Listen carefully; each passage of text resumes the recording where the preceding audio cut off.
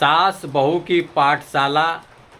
नमस्कार दोस्तों, मैं सतीश इसी के बारे में आप लोगों से बात करने वाले हैं इस वीडियो में। तो वीडियो को लास्ट तक देखते रहें और जो लोग भोजपुरी बुढ़ंगामा चैनल को अभी तक सब्सक्राइब नहीं किए हैं वो लोग सब्सक्राइब कर लीजिए। चलिए वीडियो को शुरू करते हैं। आज हम जिस फिल्म के बारे में आप लोगों से बात कर रहे हैं, फाइनली ये फिल्म रिलीज हुआ है, एक ऑफिशियल ट्रेलर। तो आज हम इसी ऑफिशियल ट्रेलर के बारे में बात कर रहे हैं, जो कि फिल्म का नाम है सास बहू की पाठशाला, जो कि मैंने आप लोगों को पहले भी बताया। और इस फिल्म में काम किया है अंजना सिंह जी हैं, अंशुमन सिंह जी राजपूत जी हैं, और मनोज टाइगर जी हैं, विद्या सिंह जी हैं, प्रेम दुबे जी हैं, रिंकू भारती जी हैं, जो कि काफ़ी अच्छा ऑफिशियल ट्रेलर लॉन्च हुआ है। ऑफिशियल ट्रेलर देख के लग रहा है कि फिल्म बहुत सुपर डुपर हिट होने वाली है, जो कि कॉमेडी है इस फिल्म में, और कॉमेडी फिल्म में बहुत अच्छा लगता है देखने में।